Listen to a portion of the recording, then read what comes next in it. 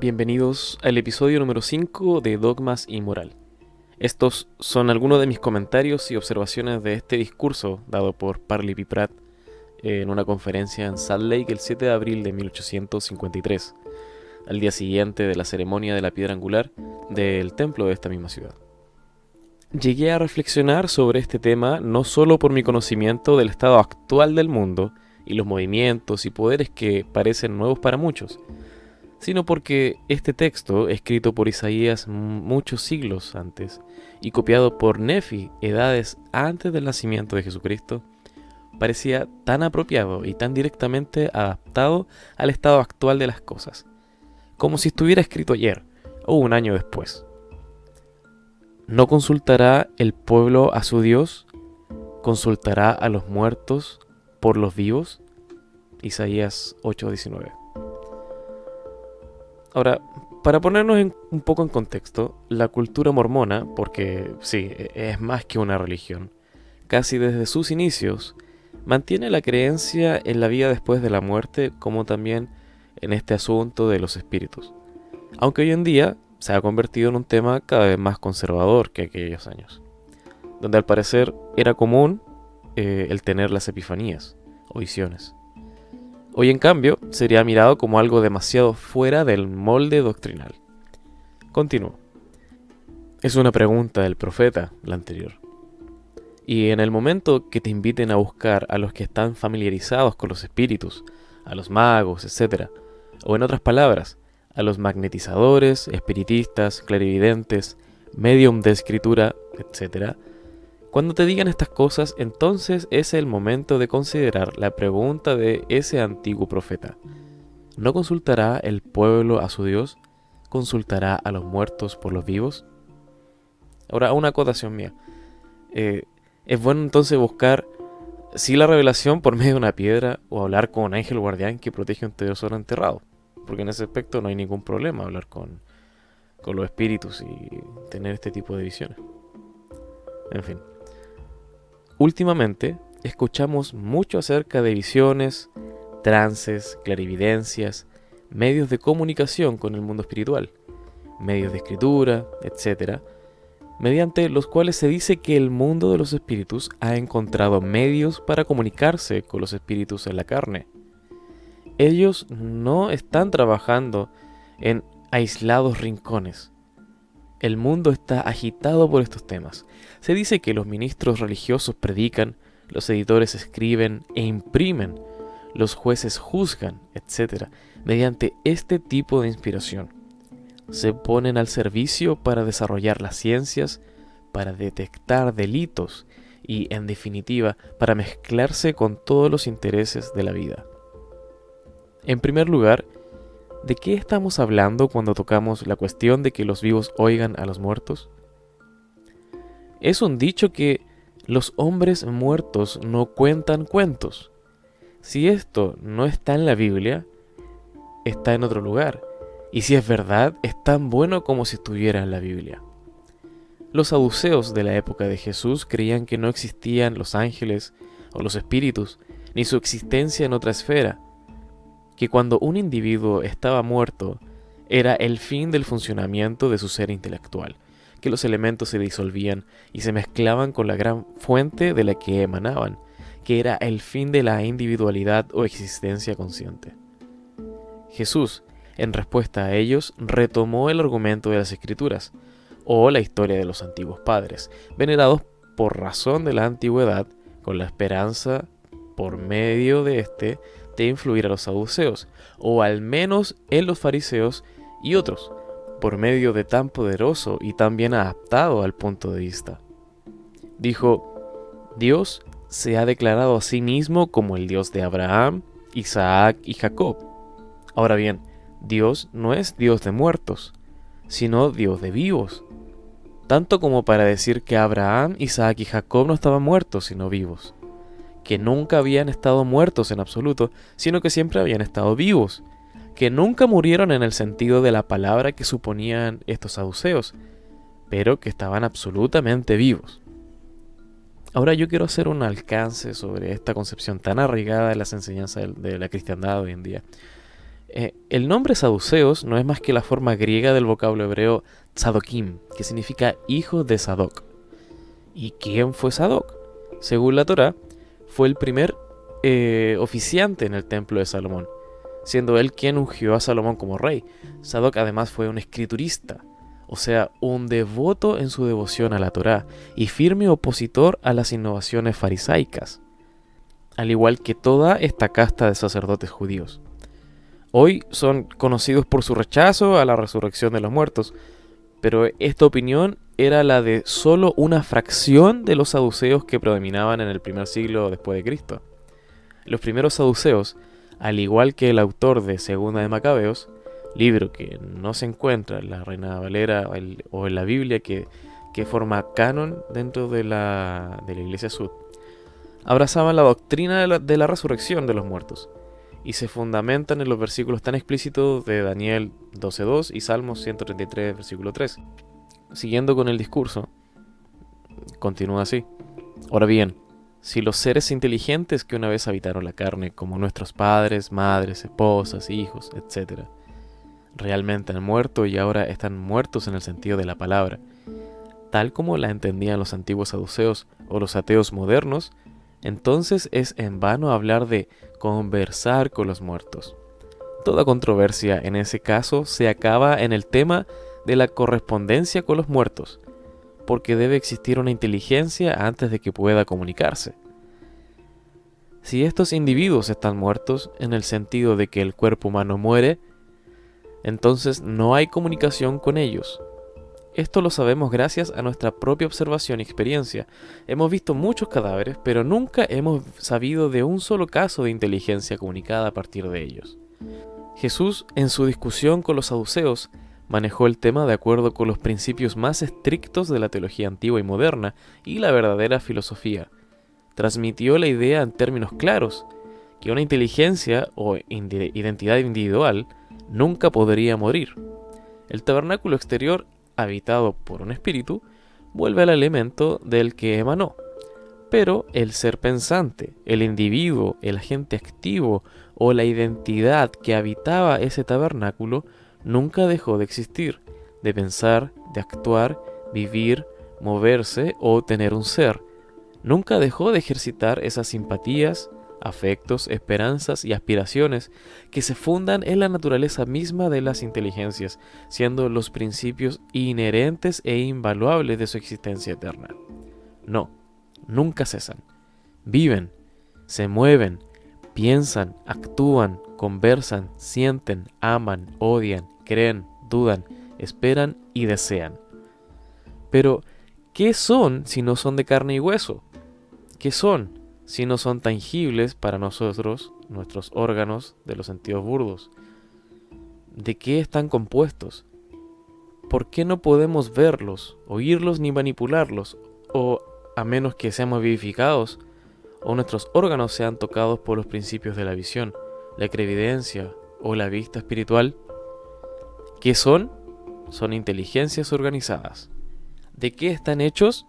Están hechos del elemento que llamamos espíritu, que es tanto un elemento de la existencia material como la tierra, el aire, la electricidad o cualquier otra sustancia tangible reconocida por el hombre. Pero su naturaleza es tan sutil, tan refinada, que no es tangible para nuestros órganos burdos. Es invisible para nosotros, a menos que seamos acelerados por una porción del mismo elemento. Y, como la electricidad y varias otras sustancias, solo se conoce o se manifiesta a nuestros sentidos por sus efectos.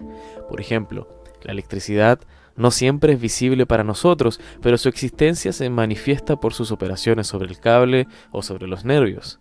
No podemos ver el aire, pero sentimos sus efectos y sin él no podemos respirar. La siguiente sección del discurso yo no tengo cómo corroborarlo ni tampoco lo voy a buscar porque no soy doctor en la parte eléctrica ni en esta parte de física en cuanto a la electricidad. Pero aquí Parley P. Pratt usa un ejemplo y yo voy a cumplir con traducir lo que dice en su discurso. Si un cable se extendiera en conexión con la línea ecuatorial de nuestro globo en un círculo completo de 25.000 millas de extensión, El fluido eléctrico transmitiría una señal de una inteligencia a otra por la longitud de todo el círculo en una porción muy pequeña de un segundo, o diremos en un abrir y cerrar de ojos. Esto, entonces, prueba que el fluido o elemento espiritual llamado electricidad es un poder real, físico y tangible, y es una sustancia tan real y tangible como las pesadas rocas que se colocaron ayer en los cimientos de nuestro contemplado templo. Es cierto que este fluido sutil o elemento espiritual está dotado de poderes de movimiento en un grado mucho mayor que los elementos más densos o sólidos de la naturaleza, que sus partículas refinadas penetran entre los otros elementos con mayor facilidad y encuentran menos resistencia del aire u otras sustancias que los elementos más ordinarios. De ahí su velocidad o poderes superiores de movimiento. Ahora apliquemos esta filosofía a todos los grados del elemento espiritual, desde la electricidad, que puede suponerse que es uno de los elementos más bajos o más densos de la materia espiritual, a través de todas las gradaciones de los fluidos invisibles, hasta que lleguemos a una sustancia tan santa, tan pura, tan dotada de atributos intelectuales y afectos compasivos, que puede decirse que está a la par o al nivel en sus atributos del hombre. Que una determinada cantidad de este elemento, así dotado o capacitado, se organice en el tamaño y la forma del hombre, que cada órgano sea desarrollado, formado y dotado precisamente según el modelo del tabernáculo exterior o carnal del hombre. ¿Cómo llamaríamos a esta parte individual organizada del elemento espiritual?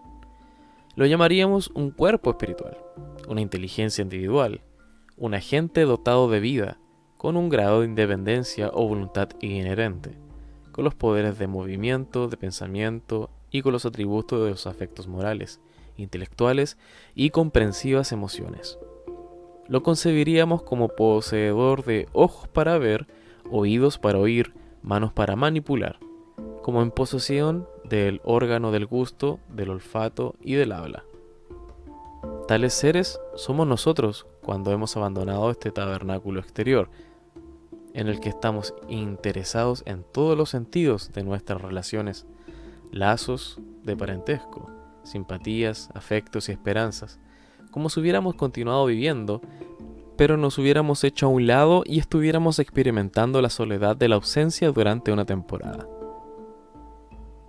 Nuestros antepasados, nuestra posteridad hasta las épocas más remotas de la antigüedad o del tiempo futuro, son todos traídos dentro del círculo de nuestra esfera de alegrías, tristezas, intereses o expectativas. Cada uno forma un eslabón en la gran cadena de la vida y en la ciencia de la salvación mutua y el mejoramiento y la exaltación por medio de la sangre del Cordero. Nuestras perspectivas, esperanzas, fe, caridad, iluminación, superación, en fin, todos los nuestros intereses se mezclan y son más o menos influidos por los actos de cada uno. ¿Es este el tipo de ser que se aparta de nuestra vista cuando su tabernáculo terrenal es retirado y el velo de la eternidad se baja entre nosotros? En verdad, sí. Entonces, ¿a dónde va? Al cielo, dice uno. Al mundo eterno de gloria, dice otro. Al reino celestial, a heredar tronos y coronas en toda la plenitud de la presencia del Padre y de Jesucristo, dice un tercero. Ahora bien, mis queridos oyentes, estas cosas no son así, nada de eso. Tronos, reinos, coronas, principados y potestades en los mundos celestiales y eternos, y la plenitud de la presencia del Padre y de su Hijo Jesucristo están reservados para los seres resucitados que moran en carne inmortal. El mundo de los seres resucitados y el mundo de los espíritus son dos esferas distintas, tanto como nuestra propia esfera es distinta de la del mundo espiritual. Entonces, ¿a dónde va el espíritu cuando sale de su tabernáculo terrenal?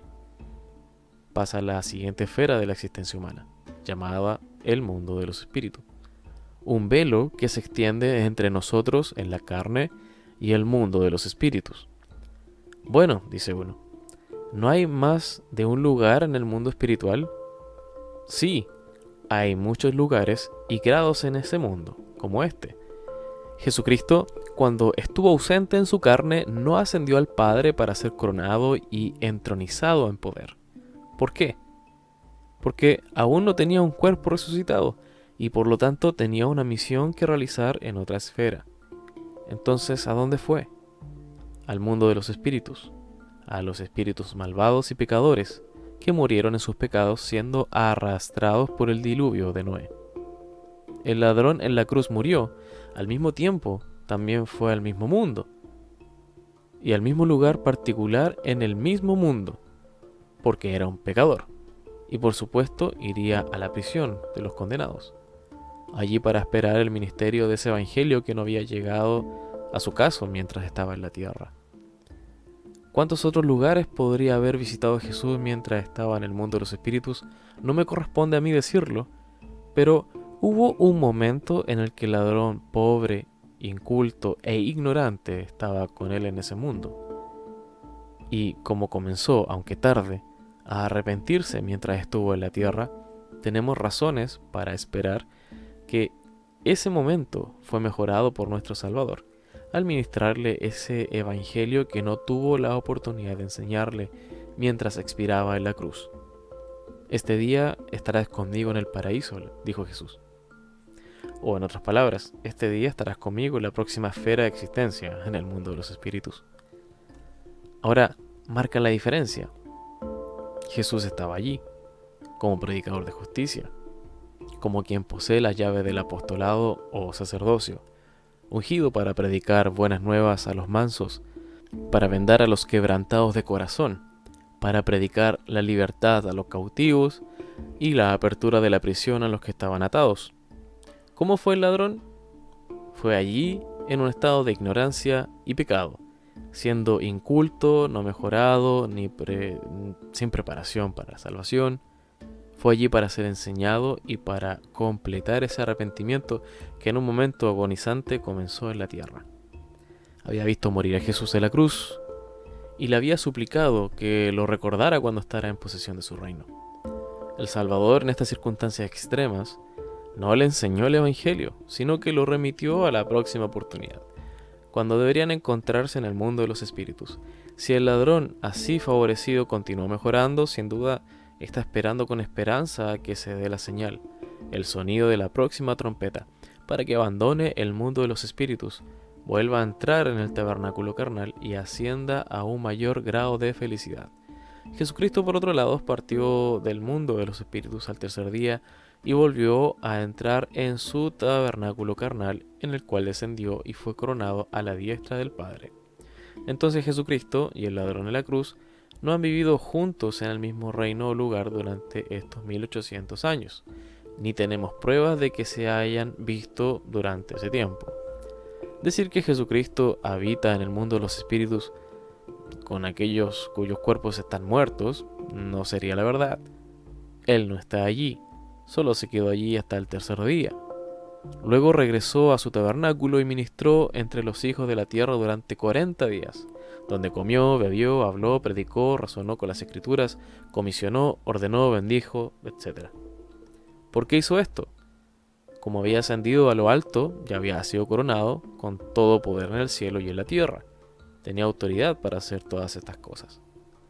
Hasta aquí esa maravillosa pregunta que nos han hecho nuestros vecinos cristianos tantas miles de veces, en la abundancia de su caridad por aquellos que, como el ladrón en la cruz, mueren en sus pecados o sin bautismo, y las demás ordenanzas del Evangelio.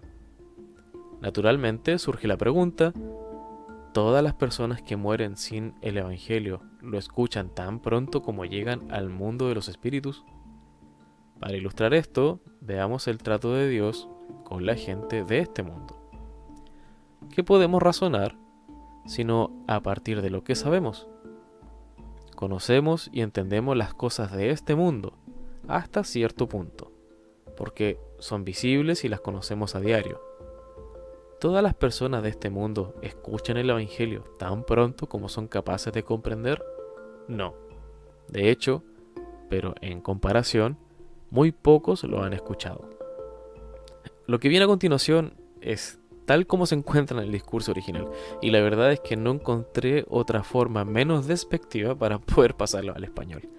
Así que no se espanten, quizás así se hablaba en esa época, pero así es como está en el discurso original. Continúo. Pregúntenles a los pobres lamanitas que con sus padres antes que ellos habitaron estas montañas durante 1000 años, si alguna vez han escuchado el Evangelio, y te dirán que no. ¿Por qué no? ¿No se predica en la tierra? Sí, en verdad, pero la tierra es amplia y las circunstancias difieren mucho entre sus diferentes habitantes. Los judíos una vez tuvieron el Evangelio, con su apostolado, poderes y bendiciones que se les ofrecieron, pero lo rechazaron como pueblo, y por esta razón les fue quitado. Y así muchas generaciones de ellos han nacido y han vivido y muerto sin él. Lo mismo ocurre con los gentiles y con los lamanitas. Dios ha considerado apropiado ofrecer el Evangelio, con sus sacerdocios y poderes en diferentes épocas y países, pero con tanta frecuencia ha sido rechazado y por tanto retirado de la tierra. Ahora bien, estas bendiciones habrían continuado en la tierra y se habrían disfrutado en todas las edades y naciones del hombre de no haber sido por el albedrío del pueblo. Eligieron sus propias formas de gobierno, leyes, instituciones, religiones, gobernantes y sacerdotes, en lugar de ceder a la influencia y la guía de los vasos elegidos del Señor, que fueron designados para instruirlos y gobernarlos. Ahora bien, ¿cómo están situados en el mundo espiritual? Si razonamos por analogía, deberíamos concluir de inmediato que las cosas existen allí siguiendo el mismo patrón. No tengo la menor duda, pero hay espíritus allí que han vivido allí miles de años, quienes, si pudiéramos conversar con ellos cara a cara, serían encontrados ignorantes de las verdades, las ordenanzas, poderes, llaves, sacerdocios, resurrección y vida eterna del cuerpo. En resumen, tan ignorantes de la plenitud del Evangelio, con sus esperanzas y consuelos, como el Papa de Roma, o el obispo de Canterbury, o los jefes de las tribus indias de Utah. ¿Y por qué esta ignorancia en el mundo espiritual?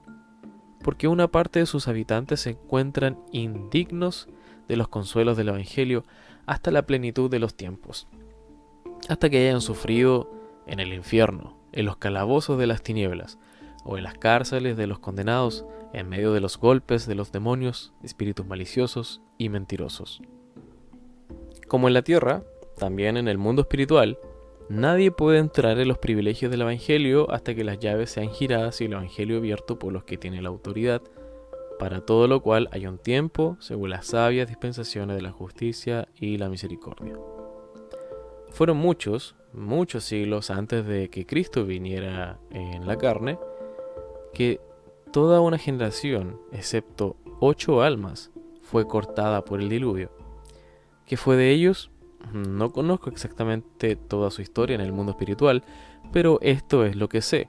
Han escuchado el Evangelio de los labios de un Redentor crucificado y tienen el privilegio de ser juzgados según los hombres en la carne. Como estas personas fueron ministradas por Jesucristo después de haber sido condenado a muerte, es razonable suponer que habían esperado todo ese tiempo sin el conocimiento ni los privilegios del Evangelio. ¿Cuánto tiempo esperaron? Pueden contar por ustedes mismos las largas edades, siglos, miles de años que transcurrieron entre el diluvio de Noé y la muerte de Cristo. Oh, el cansancio, el lento movimiento del tiempo. Las eras que perduran para que un pueblo viva en condenación, oscuridad, ignorancia y abatimiento, como castigo por sus pecados, porque habían sido llenos de violencia mientras estaban en la tierra, en la carne, y habían rechazado la predicación de Noé y los profetas que fueron antes de él. Entre estas dos dispensaciones, tan distantes la una de la otra en el tiempo, quedaron para quedarse sin esperanza y sin Dios en el mundo de los espíritus. Y similar ha sido el destino del pobre judío, el lamanita miserable y muchos otros en la carne. Entre la comisión y el ministerio de los santos de los últimos días y de los apóstoles, ha habido una larga y triste noche de oscuridad. Han transcurrido unos 15 a 17 siglos, en los que las generaciones del hombre han vivido sin las llaves del Evangelio, ya sean en la carne o en el mundo espiritual. ¿No es esto suficiente infierno? ¿Quién puede imaginar un infierno más grande que ese ante nuestros ojos, en las circunstancias del pobre indio miserable, degradado y sus antepasados, desde que le fueron arrebatadas las llaves del Evangelio hace unos 1500 años? Aquellos que tenían el Evangelio en las dispensaciones anteriores y fueron hechos partícipes de su espíritu, su conocimiento y sus poderes, luego se apartaron y se convirtieron en enemigos de Dios y de sus santos. Los opositores maliciosos y voluntariosos de los que sabían que eran verdaderos, que no tenían perdón en este mundo ni en el mundo espiritual, que es el mundo venidero. Tales apóstatas buscan en todas las dispensaciones traer destrucción sobre los inocentes y derramar sangre inocente o no consentir en ello. Por eso, repito de nuevo, no conozco el perdón. Sus hijos, quienes, por la conducta de tales padres, han sido sumergidos en la ignorancia y la miseria durante tantas edades, han vivido sin los privilegios del Evangelio. Mirarán con desprecio a tal parentesco con sentimientos mezclados de horror, desprecio, reproche y lástima, como los agentes que sumergieron a su posteridad en las profundidades de la miseria y la aflicción. Ahora, una acotación mía personal. Se trabaja mucho la historia familiar y también pensar en los antepasados. En una parte entiendo de que el accionar o las decisiones de nuestro antepasado determinan en cierta manera, aunque no de forma tan necesariamente tan imperante y tan decisiva, lo que nosotros somos ahora. Pero sí sus decisiones y sus acciones en parte son un factor de nuestro presente. Pero tener esta mirada de desprecio hacia los antepasados por sus decisiones, solamente por haber perdido la oportunidad de conocer del Evangelio, aún así aceptando que después en el mundo venidero también lo podemos aprender, me parece una inconsistencia. Voy a continuar. Piense en los arrastrados por el diluvio en los días de Noé. ¿Esperaron mucho tiempo en la cárcel? 40 años. Oh, qué tiempo para estar preso. ¿Qué le dicen a 100, 1000, 2000, 3 o 4000 años de espera? ¿Sin qué? Sin siquiera una idea clara o esperanza de una resurrección de entre los muertos, sin que el corazón quebrantado sea atado, el cautivo entregado o la puerta de la prisión abierta. ¿No esperaron? Sí, lo hicieron, hasta que Cristo murió en la carne. Ahora bien, ¿cuál hubiera sido el resultado si se hubieran arrepentido mientras estaban en la carne en la predicación de Noé? Vaya, habrían muerto con la esperanza de una gloriosa resurrección. Habrían disfrutado de la compañía de los redimidos. Habrían vivido felices en el mundo de los espíritus hasta la resurrección de los hijos de Dios. Entonces habrían recibido sus cuerpos y habrían ascendido con él, en medio de tronos, principados y potestades en los lugares celestiales. Otra acotación. Aquí se menciona de que las personas que murieron sin el Evangelio, que no lo aceptaron, van a estar sufriendo en el infierno por no saber qué les va a pasar. Pero ya lo mencionamos al principio, o el discurso por lo menos lo menciona al principio, que estas personas realmente no tienen idea de que están en un estado espiritual y que tienen que esperar X o Y cosa. Porque están con los mismos sentimientos, la misma simpatía y las mismas preocupaciones, tanto aquí en la tierra se lo llevan allá. Supondré, en el mundo de los espíritus, un grado de espíritu del orden más bajo, compuesto por asesinos, asaltantes, ladrones, adúlteros, borrachos y personas ignorantes, incultas, etc., que están en la cárcel y en el infierno sin esperanza, sin Dios e indigno todavía de la instrucción del Evangelio. Tales espíritus, si pudieran comunicarse, no le dirían acerca de la resurrección ni de ninguna de las verdades del Evangelio, porque no saben nada acerca de ello. No te hablarían del cielo o del sacerdocio, porque en todos sus vaivenes en el mundo de los espíritus nunca han tenido el privilegio del ministerio de un santo sacerdote. Si dijera toda la verdad que poseen, no podrían decir mucho. ¿Ven? A esto es lo que me refiero, sí. Eh, Toda la verdad que ellos poseen, tampoco podrían decir mucho. Porque no saben de dónde están, se supone. Tenemos otra clase de espíritus. Hombres piadosos, bien dispuestos. Por ejemplo, el honesto cuáquero, presbiteriano u otro sectario que, aunque honesto y bien dispuesto, no tuvo, mientras estuvo en la carne, el privilegio del sacerdocio y el evangelio. Creyeron en Jesucristo, pero murieron en ignorancia en sus ordenanzas, y no tenían conceptos claros en su doctrina y de la resurrección. Esperaban ir a ese lugar llamado cielo tan pronto como estuvieran muertos, y que su destino sería fijado allí y en ese momento, sin ninguna alteración o preparación adicional. Supongamos que regresaran con la libertad para contar todo lo que saben. ¿Cuánta luz podríamos obtener de ellos? Solo podrían informar sobre la naturaleza de las cosas en el mundo en el que viven, e incluso ese mundo no podríamos comprenderlo porque su descripción del mismo, como tampoco podemos describirle los colores a un hombre ciego de nacimiento, o los sonidos a aquellos que nunca han escuchado. Entonces, ¿qué podríamos obtener de ellos? Cháchara común, en la que habría una mezcla de verdad y de error y equivocación, en una confusión mezclada. Todos sus conocimientos o comunicaciones traicionarían la misma falta de concepciones claras y lógicas, de sentido común y de filosofía, que caracterizarían a la misma clase de espíritus en la carne. ¿Quién entonces está preparado entre los espíritus del mundo de los espíritus para comunicar la verdad sobre el tema de la salvación, para guiar al pueblo, para dar consejos, para conferir consuelo, para curar a los enfermos, para ministrar gozo y alegría y esperanza, inmortalidad y vida eterna, fundada en las verdades manifiestas? Todos los que han sido resucitados de entre los muertos y revestidos de inmortalidad, todos los que han ascendido a los cielos y han sido coronados como reyes y sacerdotes, todos estos son nuestros consiervos y de nuestros hermanos los profetas, que tienen el testimonio de Jesús. Todos ellos esperan la obra de Dios entre su posteridad en la tierra. Ellos podrían declarar buenas nuevas si estuviéramos dispuestos a estar en comunión con ellos. ¿Quién más? Pedro, Santiago, José, Jairo, el padre Smith, cualquiera o todos los santos antiguos o modernos que han participado o partido de esta vida y que están revestidos con los poderes del apostolado eterno o sacerdocio, que se han ido al mundo de los espíritus no para la tristeza, sino como mensajeros gozosos llevando buenas nuevas de la verdad eterna a los espíritus encarcelados. ¿No podrían estos enseñarnos cosas buenas? Sí, si se le permitiera hacerlo.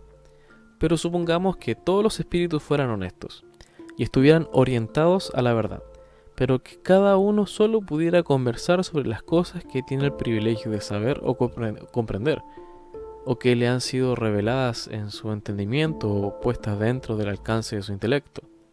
Si este es el caso, ¿qué es lo que deseamos al comunicarnos con el mundo eterno mediante visiones, ángeles o espíritus ministradores? Porque si una persona está enferma, le gustaría que un ángel o un espíritu lo visitara para consolarlo o lo sanara. Si un hombre está en prisión, le gustaría que un ángel o espíritu lo visitara y lo consolara o lo liberara. A un náufrago le gustaría que se le instruyera sobre la forma de escapar para él y sus compañeros de esa tumba de agua. En caso de hambre extrema, una barra de pan traída por un ángel no sería inaceptable. Si un hombre viajaba y los asesinos lo acechaban en cierto camino, un ángel le sería útil para informarle de las circunstancias y tomar otro camino. Si un hombre estuviera viajando para predicar el evangelio, un ángel sería útil para informar a los vecinos de su elevado y santo llamamiento, como en el caso de Pedro y Cornelio. ¿O no le gustaría tener ángel a su alrededor para protegerlo y guiarlo y asesorarlo en cada emergencia? A los santos les gustaría entrar en un templo sagrado y que su presidente y sus asistentes administren por los muertos. Aman a sus padres, aunque una vez casi los olvidan. Nuestros padres se han olvidado de transmitirnos su genealogía. No han sentido el suficiente interés para transmitirnos sus nombres, hora y lugar de nacimiento. Y en muchos casos no nos han enseñado cuándo ni dónde nacimos, o quiénes fueron nuestros abuelos y su ascendencia. ¿Por qué es todo esto? es por ese velo de ceguera que se arroja sobre la tierra, porque no ha habido verdadera iglesia, sacerdocio u orden patriarcal, ningún lugar santo para el depósito o preservación de los archivos sagrados de la antigüedad, ningún conocimiento de la familia eterna, de los lazos, relaciones o intereses mutuos de la eternidad.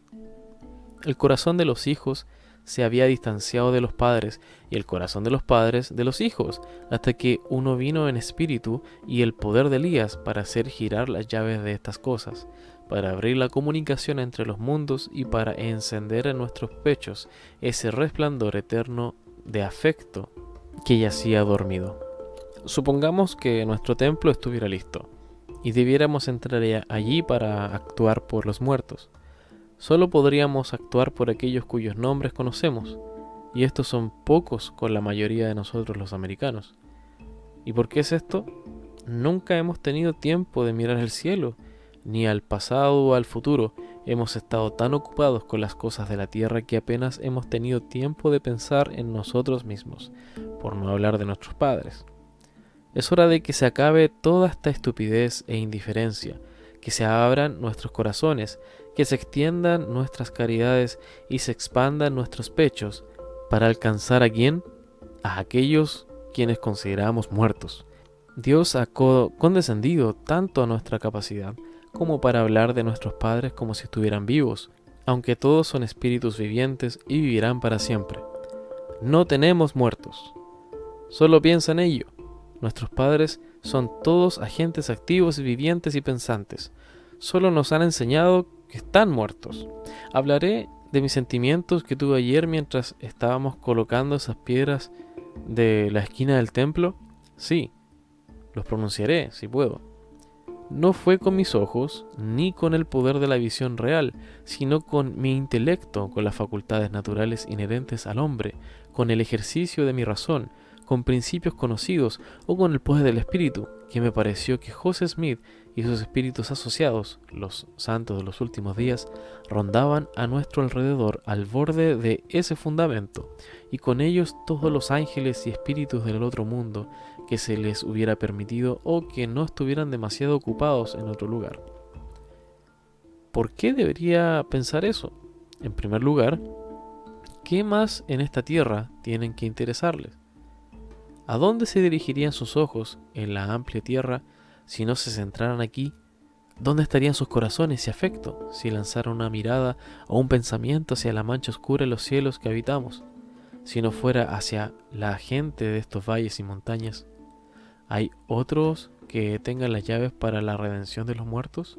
¿Alguien más está preparando un santuario para la santa conversación y los ministerios relacionados con su exaltación?